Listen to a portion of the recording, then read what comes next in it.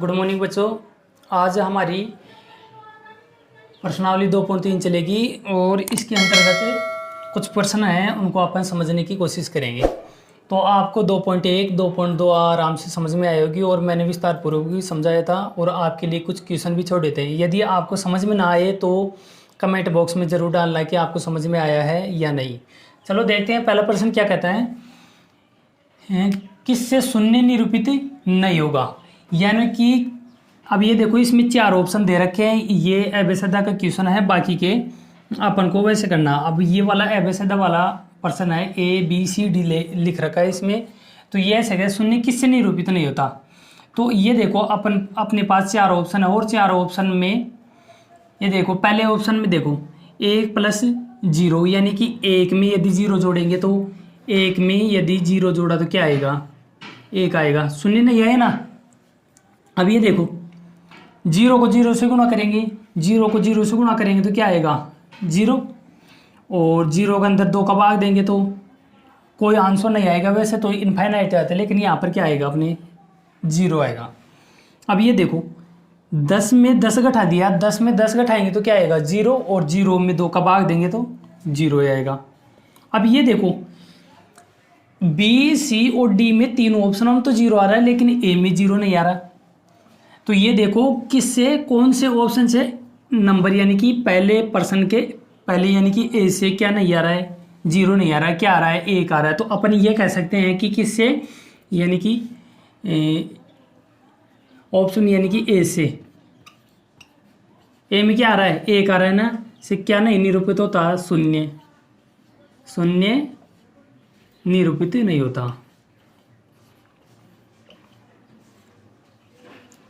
निरूपित नहीं होगा, नहीं होगा। अब ये देखो दूसरा प्रश्न। अब इसमें आपका दूसरा प्रश्न क्या कह रहा है कि इसमें ये दे रखा है कि जो पूर्ण संख्याओं का गुणनफल शून्य है। ये जो पूर्ण संख्याएं हैं, अब आपको पता है कि पूर्ण संख्या मैंने बताई थी कि प्राकृत संख्या 1 से प्रारंभ होती है, जबकि पूर्ण संख्या किससे, 0 से प्रारंभ होती है। किससे, 0 से प्रारंभ होती है। 0 से प्रारंभ होकर 1, 2, 3 और अनंत तक जाती है। तो इसमें दे रखा है, तो क्या हम कह सकते हैं कि दोनों ही शून्य होंगी। तो अपन को ये सिद्ध करना है। अब ये देखो, तो अपन ये लिख सकते हैं, हाँ पहले तो समझने की कोशिश करेंगे। यहाँ पर ये देखो 5 है, 5 को किसी से, यानी कि 0 से शून्य यानी कि 0 से गुणा करेंगे तो क्या आएगा, 0।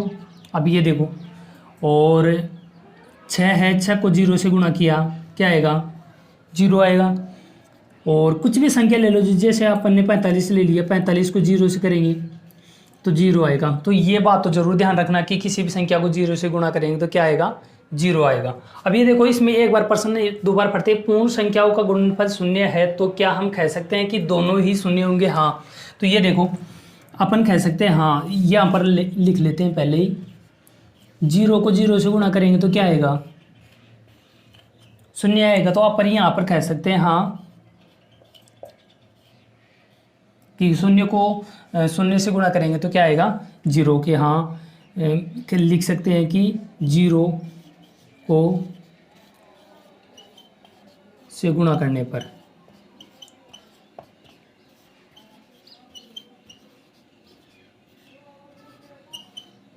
यानी कि पूर्ण संख्या को पूर्ण संख्या से गुणा करने पर क्या, पूर्ण संख्या ही प्राप्त होगी, पूर्ण संख्या प्राप्त होगी।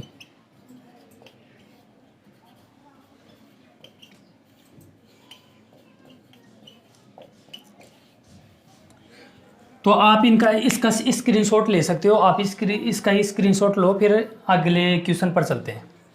क्या कहता है, 2 संख्याओं का गुणनफल 1 है, तो क्या हम कह सकते हैं कि इनमें से एक या 1 के बराबर होनी चाहिए, यानी कि संख्या 1 हो या फिर 1 से अधिक 1 हो सकता है क्या। तो अपन कह सकते हैं, देखो अपन इस प्रश्न को हल करने के लिए देखते हैं, किसी भी संख्या, जैसे मैंने मान लिया 5 मान लिया या फिर 4 मान लो, आप कुछ भी मान लो, 4 को 1 से गुणा किया तो क्या आएगा, 1 यानी कि 4 ही आएगा, 4 एकम 4। और यदि इसकी जगह और कोई संख्या ले ली, मैंने मान लो मैंने 30 ले लिया और 30 को 1 से गुणा किया तो कितना आएगा, 30 ही आएगा। लेकिन यदि मैं एक को 1 से गुना करूं तो क्या आएगा, 1 ही आएगा ना। और 1 क्या है, एक पूर्ण संख्या प्राकृत संख्या के साथ साथ क्या है, एक पूर्ण संख्या है। तो हम लिख सकते हैं हाँ 1 या 1 से अधिक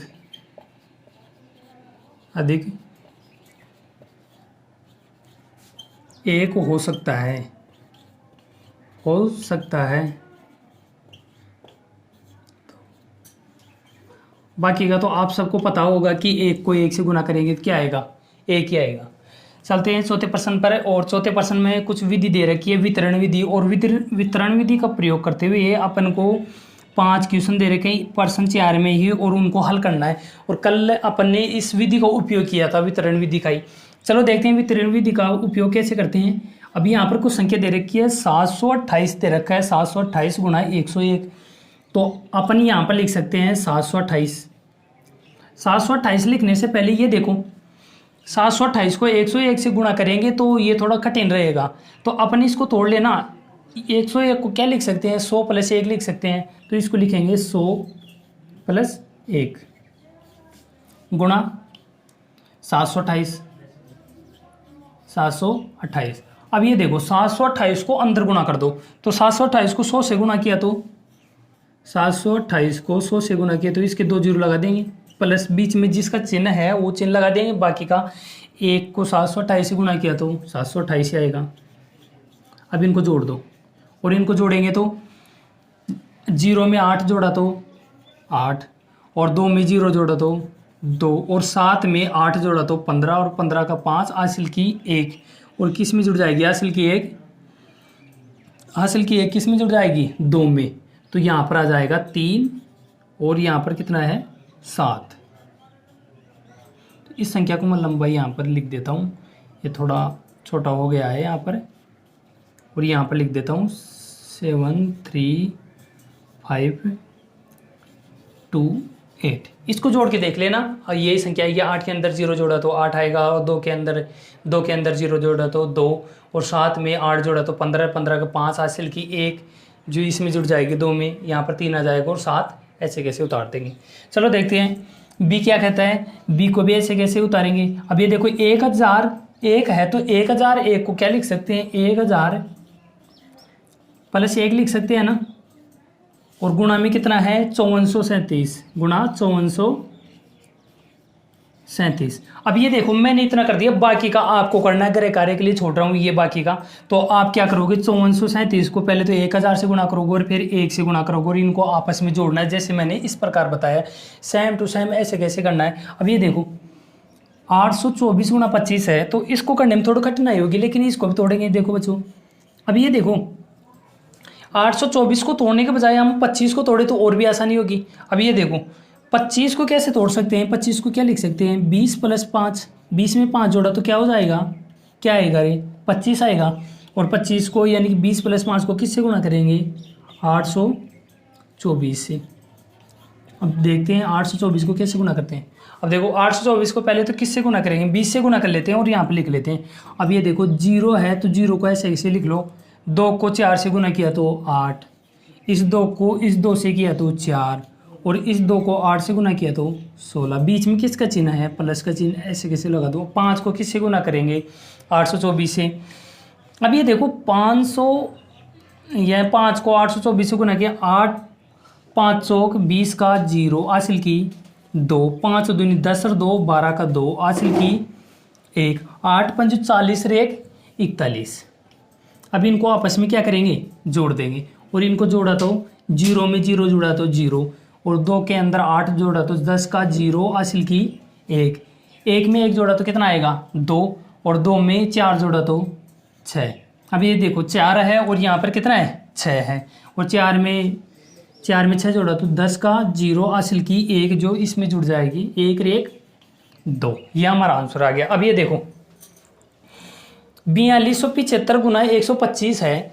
इसको हल करने के लिए क्या करेंगे, 4275 को तोड़ने के बजाय अपन क्या करेंगे, 175 यानी कि 125 को तोड़ेंगे, और 125 को तोड़ने के लिए क्या करना पड़ेगा, 100 + 20 प्लस 5। अब ये देखो, इसको वापस जोड़ोगे तो यही संख्या प्राप्त हो जाएगी। ठीक है बच्चों, 100 में 20 जोड़ा तो 120 और 120 में 5 जोड़ा तो 125। अब ये देखो किससे गुना करना है, 4275 से। 4275 से आप गुना कर सकते हो। बाकी का पहले तो 100 से गुना करना, प्लस का चिन्ह लगाना, फिर 20 से गुना करना, प्लस का चिन्ह लगाना, और फिर 5 से गुना करके इसको जोड़ना है। सेम टू सेम इसका जैसा इसके जैसे पहले तो मैंने समझाया तो आपको ये गृह कार्य के लिए दिया है, इसको समझाए तो आपको गृह कार्य इतना मैंने करके दे दिया, आपको करना है। बाकी का ये देखो लास्ट वाला प्रश्न देखो, 504 गुणा 35। 35 को 30 प्लस 5 लिखने के बजाय अपन इसको लिख सकते हैं 500 प्लस 4 लिख सकते हैं।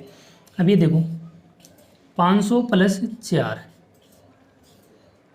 किससे गुणा करेंगे, 35। अब ये देखो पहले तो 35 को 500 से गुणा करेंगे और फिर बीच में जोड़ेंगे, और 35 को किससे गुना करेंगे, 4 से गुना करेंगे, तो और भी आसान हो जाएगा अपने लिए। तो ये आपके लिए गृह कार्य। चलते हैं 5वें प्रश्न पर। अध्ययन करो और ये किस प्रकार कार्य करता है। इसमें कुछ संख्या दे रखी है, कुछ ढांचा दे रखा है अपन को, और ये संख्या दे रखी है प्लस माइनस की, और फिर उसका आंसर दे रखा है। उसके बाद देखो यहाँ पर कुछ संख्या दे रखी है और उसका भी आंसर दे रखा है। ये ऐसे करा है कि ये प्रतिरूप का अध्ययन करो पहले तो, और इसका ये किस प्रकार कार्य करता है अपन देखते हैं। देखो यहाँ पर 1 2 3 4 5 6 लिखा हुआ है, क्रम में लिखा हुआ है। गुना किससे, 8 से, फिर किससे, प्लस का चिन्ह है, और फिर उसमें क्या जोड़ दिया, 6 जोड़ दिया। तो ये देखो उल्टी संख्या 9 8 7 6 5 4 है। अब यहाँ पर देखो ये समान है, यहाँ तक तो समान है, लेकिन इसमें 7 जोड़ा, 7 जोड़ने के बाद तो गुणा वही 8 से हो रहा है। 7 जुड़ा तो 7 ही इधर जोड़ दिए इसको, और देखो आगे एक संख्या बढ़ गई नहीं, यहाँ पर 4 था और 4 के बाद यहाँ कितना हो गया, 3 हो गया। तो ये ऐसे करें, ये प्रतिरूप किस प्रकार कार्य करता है। ये देखो ये 1 है, अभी इसको हल करेंगे और अपन भी ये भी देखेंगे किस प्रकार कार्य करता है। ये देखो 1 है, 1 को मैं किससे गुना करूँ, 8 से। 1 से गुना कर रहा हूँ तो 1 ही इसमें जोड़ दो, क्या जोड़ेंगे, 1 ही जोड़ दिया, कितना आएगा, 9 आ गया। अब ये देखो 1 से गुना किया तो अब ये देखो 1 और 2 गुणा किससे करना, 8 को।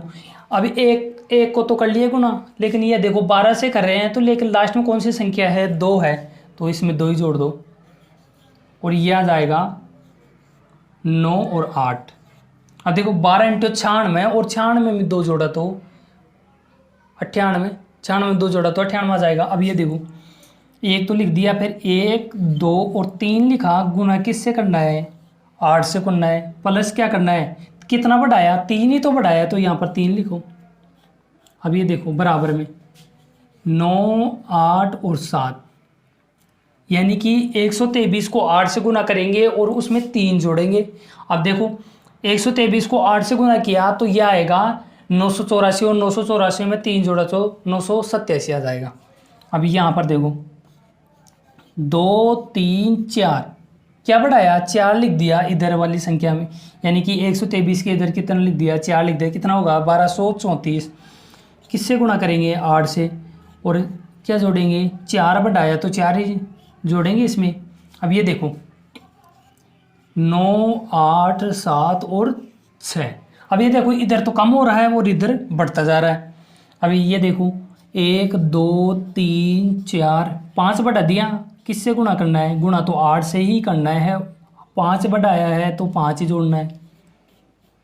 अब इधर देखो इधर भी एक संख्या जोड़नी है, 9 8 7 6 और 5। अब ये देखो एक और संख्या जोड़ो, 1 2 3 4 5 6, गुणा किससे करना है, 8 से, प्लस क्या करना है, 6 करना है। तो कितना प्राप्त होगा अपन को, 9 8 7 6 5 आ ही गया था। एक और संख्या बढ़ेगी क्या, 4। क्या ये देखो यहाँ पर देखो, यहाँ पर ये वाली संख्या, क्या यही प्राप्त हुई क्या अपन को, करवाया अपन ने तो शुरू से चला था, अपन ने शुरू से स्टार्ट की थी अपन ने, और क्या संख्या प्राप्त हुई, पहली वाली। अब ये देखते हैं ये वाली प्राप्त होती है क्या। इसमें एक संख्या बढ़ाएंगे, 1 2 3 4 5 6 तक तो लिख दिया था, एक और संख्या बढ़ाएंगे, क्या लिखेंगे, 7।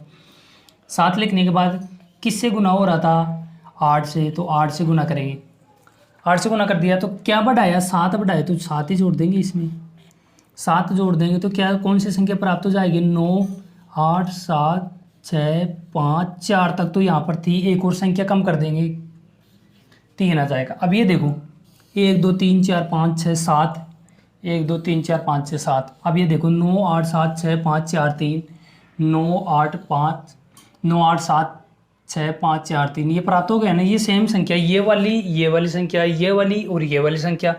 ऊपर देखो यहाँ पर 6 तक है तो यहाँ पर भी 6 तक है। यहाँ देखो 4 तक 9 8 7 6 5 4, और यहाँ पर भी देखो 9 8 7 6 5 4 समान प्राप्त हुई। तो अपन ये कह सकते हैं कि छोटे से बड़े क्रम में चल रहा है। तो अपन ये लिख सकते हैं छोटे से बड़े क्रम में कौन सा क्रम चलता है, अवरोही। तो ये कौन से क्रम में, अवरोही। अवरोही नहीं, अवरोही तो बड़े से छोटा होता है, आरोही। तो आरोही जानते हो आप सभी, और आरोही कौन से क्रम में रहता है, छोटे से बड़ा, छोटे से बड़े क्रम में,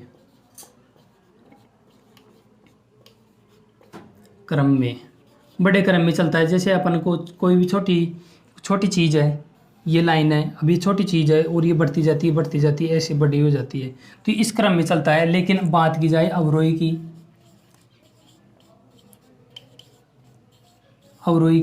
तो अवरोही क्या होता है, बड़ा होता है ना, और बड़े से फिर क्या चलता है, छोटे चलता है, छोटे क्रम में चलता है। तो यह आपको ये सवाल ज़रूर समझ में आया होगा, और आप घर पर और अभ्यास कर सकते हो। आपको इसकी जगह और कोई प्रतिरूप भी दे देना तो आप उसको आराम से कर सकते हो।